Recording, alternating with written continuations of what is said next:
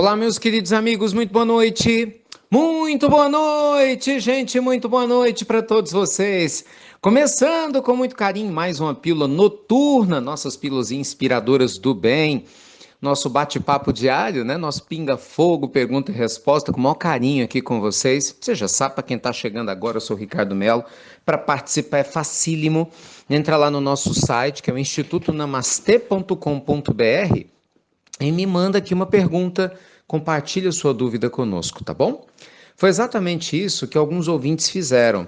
E eu separei uma pergunta aqui referente à vaidade. E é muito legal, né, falar disso hoje. Amanhã começa a nossa super maratona das emoções inteligentes às 6h27 da manhã.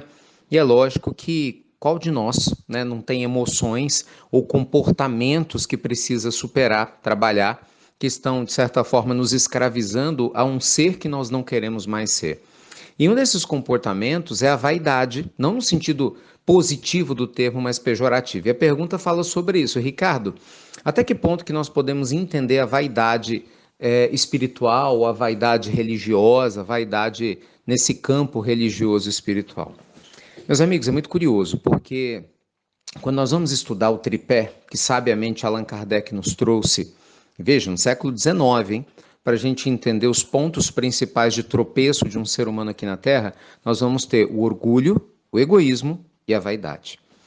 E a vaidade, sem dúvida alguma, é esse desejo enorme, né, que a gente tem de chamar a atenção, de receber aplauso dos outros, de achar que a nossa verdade é a melhor verdade, de acreditar que nós somos a última bolacha do pacote.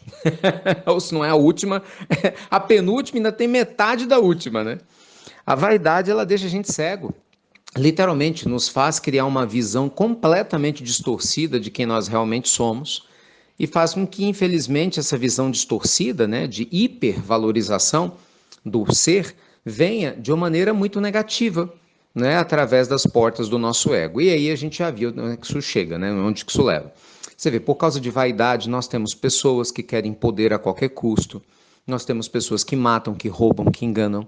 Por causa da vaidade excessiva, a gente vê pessoas que enganam para ter sexo, destroem outras famílias, destroem seus próprios relacionamentos. A vaidade, no que tange a questão financeira, faz com que pessoas coloquem o dinheiro à frente de tudo, da felicidade, e se tornem corruptas, fazendo coisas equivocadas.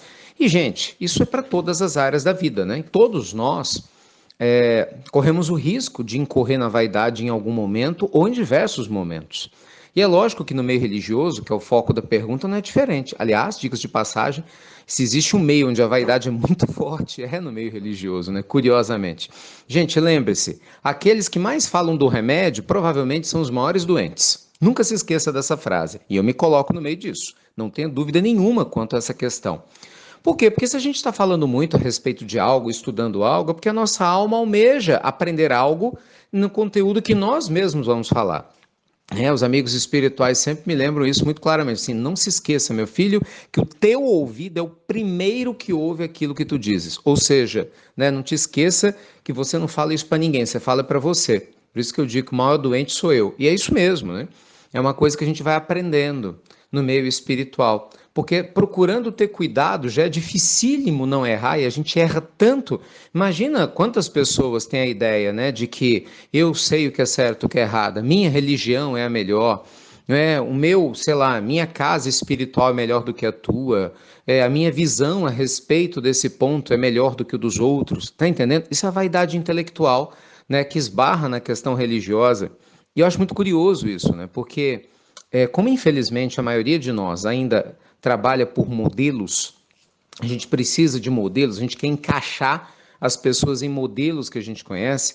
Então, na vida religiosa não é diferente. Então, se você conhece um modelo que você acha que funciona, né, de uma religião ou de alguém, algum guru, algum guia, enfim, que você siga, provavelmente todo mundo que não se encaixa naquele modelo, talvez, né, se você for uma pessoa muito vaidosa intelectualmente, vai te incomodar, porque é algo que você não entende. Então, se não entende o vaidoso, o que ele faz? Critica. Sempre é assim. né? Enquanto uma pessoa sabe, ela acolhe, ela quer entender o que ela não entende, ela se abre para o novo, para aprender algo novo, o vaidoso refuta. Porque o vaidoso não pode admitir que tem algo que ele não conheça, não domine, né? Isso seria admitir uma espécie de fragilidade. E a pessoa dominada pela própria vaidade intelectual, ainda mais no meio religioso, ela não dá conta de fazer isso. Né? Como ela tem seguidores, né? Tem pessoas que seguem, imagina ela falar que tem coisas que ela não entende na interpretação de um livro sagrado, por exemplo. Então, gente, a gente vê, infelizmente, pessoas perdidas nas suas vidas tentando se encontrar, seguindo um monte de outras pessoas perdidas. Cuidado com isso, viu? Muito cuidado, porque boa parte das questões religiosas dizem respeito a esse ponto, em que pese, obviamente, que nós temos pessoas muito lúcidas, companheiros que fazem um trabalho brilhante em todas as religiões do planeta Terra, em todas as áreas religiosas, e graças a Deus, apesar de não serem perfeitos, nos inspiram a sermos todos nós melhores a cada dia. Por quê? Porque compreendem a sua questão interna, compreendem a sua porção humana e estão aprendendo.